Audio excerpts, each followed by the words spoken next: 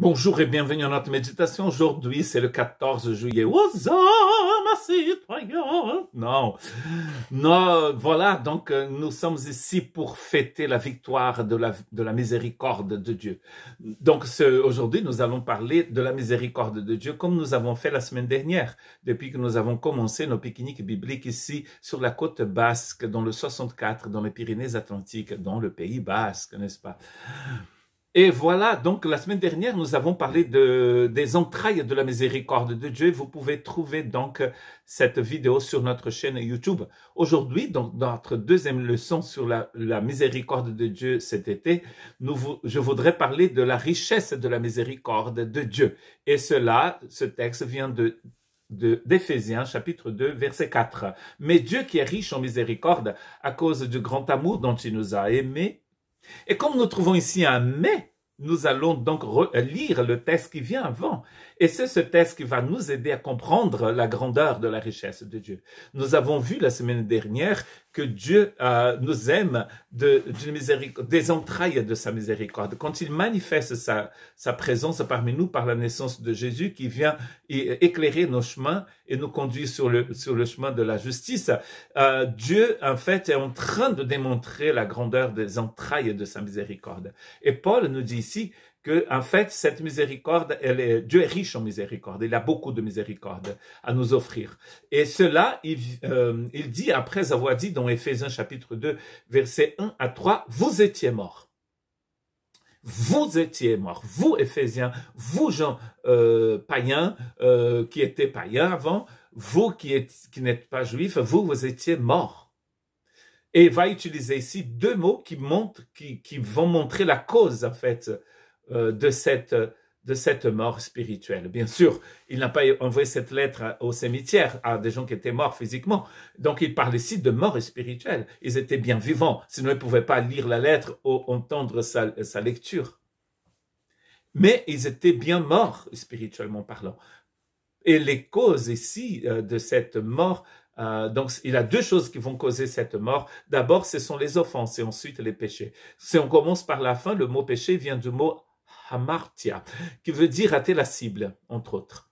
Et donc ça veut dire passer à côté de la justice de Dieu, de l'agapé de Dieu, de la miséricorde de Dieu, de la vie de Dieu, de la joie de Dieu, de l'espérance de Dieu. En fait, passer à côté de la foi, passer à côté de tout ce qui est divin.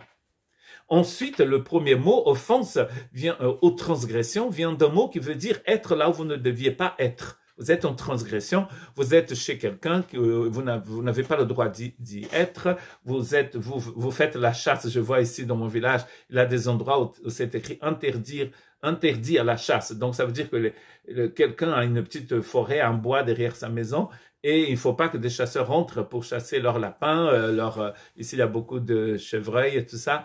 Et donc c'est interdit. Quand on va chasser quelque part où on n'a pas le droit de chasser, on est en transgression. C'est ce qu'il dit ici, vous étiez là où vous ne deviez pas être et vous ratiez la cible. Donc cela vous a tué, vous étiez mort spirituellement.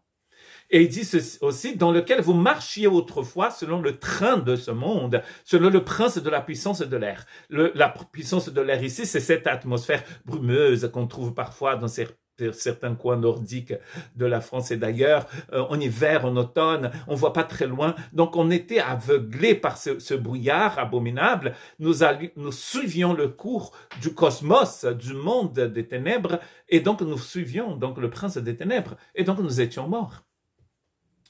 Il dit aussi que nous étions des enfants de rébellion comme tous les autres. Et là, au verset 3, parce qu'au verset 1, il dit « vous, les païens », mais maintenant, au verset 3, il dit « nous aussi, les juifs ».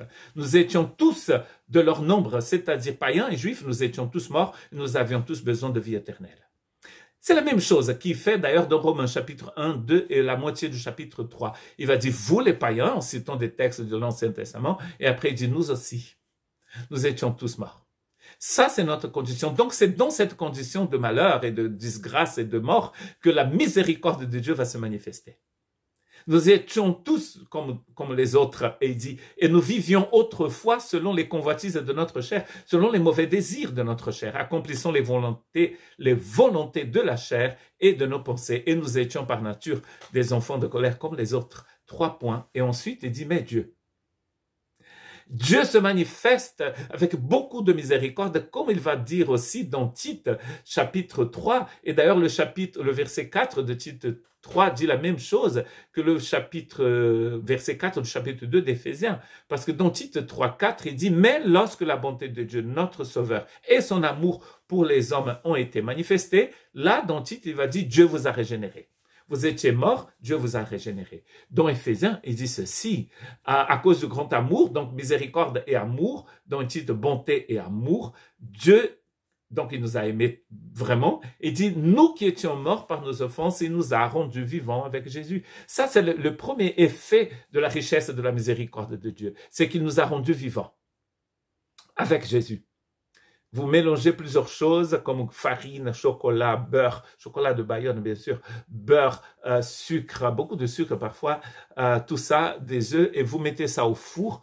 Il a l'ordre des choses là, de mélange que vous connaissez bien, vous pouvez trouver des recettes sur Internet d'ailleurs, et vous mettez ça au four et à la fin, vous avez un gâteau au chocolat de Bayonne, au piment d'Espelette, pour rester au Pays Basque. Très intéressant que quand vous mangez un gâteau, vous ne dites pas « je mange de la farine au piment d'Espelette ». Non, non, non, c'est un gâteau. En fait, ce que Paul est en train de dire ici, c'est que quand Christ a été rendu vivant, nous aussi, car nous étions en Christ, nous sommes devenus un seul gâteau, un seul biscuit avec Jésus. Il va utiliser donc cette préposition que j'appelle une préposition magique, entre guillemets, qui montre notre union avec Jésus. Et ensuite, il va dire, bien sûr, entre parenthèses, c'est par grâce. C'est la manifestation des entrailles de la miséricorde de Dieu, donc c'est par grâce. C'est-à-dire, vous n'avez rien à payer. Et il continue, il nous a ressuscités ensemble. Là, il va utiliser la même idée, ensemble. Jésus ressuscite, je ressuscite. Jésus est rendu vivant, moi aussi je suis rendu vivant. Ça, c'est la deuxième chose, cette résurrection spirituelle. Là, il ne parle pas ici de la résurrection du dernier jour. Hein. Si vous êtes en Christ, vous êtes ressuscité avec Jésus. C'est ce qu'il est en train de dire aux Éphésiens. Vous étiez morts spirituellement, Jésus vous a rendu en vie, vivant. Vous étiez des rebelles, maintenant vous êtes ressuscités en Jésus. Il nous a fait asseoir ensemble dans les lieux célestes. Ah! Dans Éphésiens 2, au début du chapitre 2, nous étions où déjà? Morts, donc dans un tombeau. Et maintenant, en Christ, nous sommes où? Dans les lieux célestes, n'est-ce pas? L'expression les lieux célestes n'apparaît qu'ici dans Éphésiens. Vous allez pouvoir la trouver 3 ou 4 fois. Donc, en fait, vous voyez, il y a un changement de position. Vous étiez là, maintenant vous êtes là. Dieu vous a placé dans les lieux célestes en Christ. Et ça aussi, c'est un effet de la richesse, de la miséricorde de Dieu. Très intéressant. La quatrième chose, on va trouver dans le verset 7, afin de montrer dans les siècles à venir l'infinie richesse de sa grâce par sa bonté envers nous en Jésus-Christ. Donc en fait, quand on voit votre vie, on dit waouh, la manifestation de la miséricorde de Dieu, de la grâce de Dieu. Votre vie transformée. Avant, vous étiez comme ça. Maintenant, vous êtes comme ça. Avant, vous parliez comme ça. Maintenant, vous parlez comme ça. Avant, il n'y avait aucun amour de Dieu dans votre vie. Maintenant, vous êtes rempli du Saint-Esprit, de son amour. Romains 5, 5. Il a déversé dans notre cœur son amour. Lisez Romains 5, 5. Notre espérance, dit Paul, ne trompe pas. Pourquoi? Parce que Dieu a déversé dans notre cœur son agapé. Et je continue. Romains chapitre 5, verset 6 à 10. Alors, car lorsque nous étions encore sans force, car nous étions morts, Christ au temps marqué est mort pour des impies. À peine mourrait-on pour un juste. Quelqu'un peut peut-être mourir pour un homme de bien, mais Dieu prouve son amour envers nous en ce que lorsque nous étions encore des pécheurs, Christ est mort pour nous. À plus forte raison, donc maintenant que nous sommes justifiés par son sang, serons-nous aussi sauvés par lui de la colère. Car ainsi, lorsque nous étions ennemis, nous avons été réconciliés avec Dieu par la mort de son Fils. À plus forte raison, étant réconciliés, serons-nous sauvés par sa vie. Et ça, c'est aussi ce que nous allons dire la semaine prochaine, quand nous allons parler des effets continus de la miséricorde de Dieu. Comme dit Lamentation de Jérémie, dans Lamentation chapitre 3, Jérémie dit que les miséricordes du Seigneur se renouvellent chaque matin. C'est lui qui n'a point connu de péché, dit 2 Corinthiens 5, 21, il a fait devenir péché pour nous, afin que nous devenions en lui justice de Dieu. Donc vous voyez, pour qu'on puisse revenir au but, nous passions à côté, nous étions en transgression, nous péchions, nous étions des esclaves du mal et du péché. Maintenant, nous sommes devenus justice de Dieu.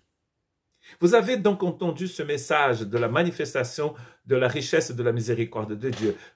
Il vous a rendu vivant, ressuscité avec Jésus, assis dans les lieux célestes, et maintenant votre vie, c'est un témoignage de la grâce de Dieu. 4 choses. Une fois que vous avez lu ça, et en plus, c'est écrit au moins 2 fois dans Éphésiens 2, c'est par grâce que vous êtes sauvés. C'est un cadeau que Dieu vous donne. Dieu vous a donné un cadeau précieux. Maintenant, comment vous vivez? Comment nous vivons? Comment je vis? Par exemple, quand je suis dans un bouchon, dans une voiture, est-ce que je maudis président, préfet, maire de la ville? Est-ce que je maudis mes voisins, les gens qui m'ont fait du mal? Oh, je loue Dieu pour sa rédemption. 1 Pierre 1,3, c'est écrit « Béni soit Dieu le Père de notre Seigneur Jésus-Christ ». C'est une doxologie. Selon sa grande miséricorde, il nous a régénérés pour une espérance vivante par la résurrection de Jésus-Christ d'entre les morts. N'oubliez pas, mort, ensevelissement, résurrection. Romains chapitre 6. Mort avec Jésus, baptisé, c'est le mot que Paul utilise. Dieu nous a baptisés, nous a immergés, nous a plongés dans la mort de Jésus, dans son tombeau, dans sa résurrection, dans les lieux célestes.